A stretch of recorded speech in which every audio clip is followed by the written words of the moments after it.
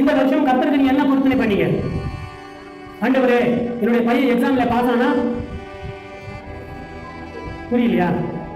எக்ஸாம்ல பாஸ் ஆனா தலை முடிய கொடுக்குறேன் ஆண்டவரே. ஆண்டவரே இந்த கடன் எனக்கு வர வேண்டி இருக்கிறது, அந்த கடன் வந்துச்சுன்னா உங்களுக்கு நானு ஒரு 10 ரூபாய் எக்ஸ்ட்ரா போடுறேன் ஆண்டவரே.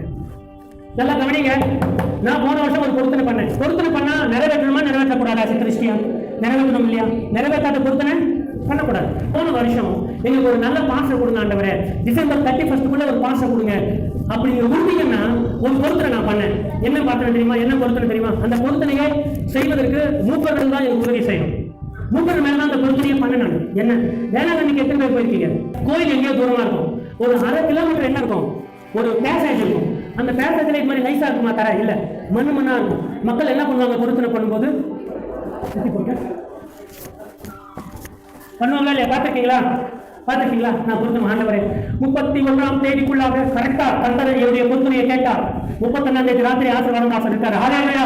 31ஆம் தேதி ராத்திரிக்குள்ள ஆண்டவரே நீங்க ஒரு நல்ல பாசம் கொடுத்தீங்கன்னா நம்முடைய சகோதரிகள் வேலைக்கிழமை ஜெபம் பண்ணீங்களா இல்லையா?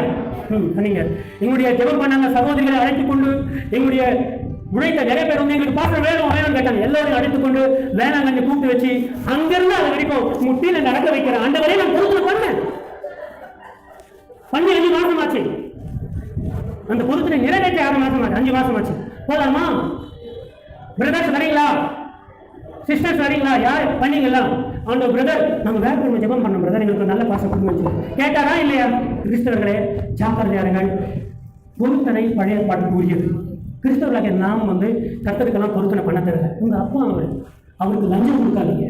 நீங்க இந்த காரியத்தை செய்தால் நான் 1000 ரூபாய் காணிக்க தரேன், நீங்க இந்த காரியத்தை செய்தால் நான் மொட்டை அடிக்கிறேன். அவருக்கு இந்த முடி தேவையில்லை. நீங்க இந்த காரியத்தை செய்தால் இந்த ஊழியருக்கு ஜீசஸ் ரீடிங்ஸ்க்கு 10,000 ரூபாய் அனுப்புறேன். நீங்கள் பொருத்தனை பண்ணி அனுப்ப வேண்டாம். கர்த்தர் நிச்சயமாக செய்வார்.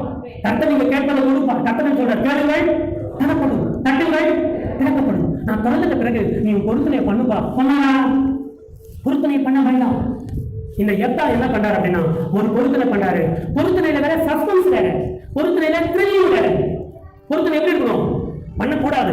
அப்படி பண்ணா கிளீனா இருக்கணும். ஆண்டவரே நான் வெற்றி பெற்ற திரும்பி வரும்போது வந்தவனே உங்களுக்கு ஒரு 10 ஆடுகள் பலி தருகிறேன், ஒரு 20 மாடுகள் பலி தருகிறேன், உங்களுடைய தேவாலயத்தை நான் கட்டுறேன் ஆண்டவரே. ஏதாவது சொல்லிருக்கலாம் இல்லையா? எனக்கு எதிர்க்க யார் வராங்களோ அவங்க நான் கொடுக்குறேன். What kind of it is? So தேவஜனமே பொருத்தனைகளை பண்ணாதீர்கள். கர்த்தர்கிட்ட கேளுங்க. ஆண்டவரே அவரோட அப்பா அவருடைய தகப்பன் நீங்கள் கேட்பதை அவர் கொடுப்பார். அவரை இப்போ உங்க அப்பா கிட்ட போகும்போது நீங்க என்ன பொருத்தனை பண்றீங்களா? நீங்க உரிமையோடு கேட்கிறீர்கள். அவருடைய சந்நிதிக்கு போவதற்கு நமக்கு உரிமை இருக்கு. ஆகையினால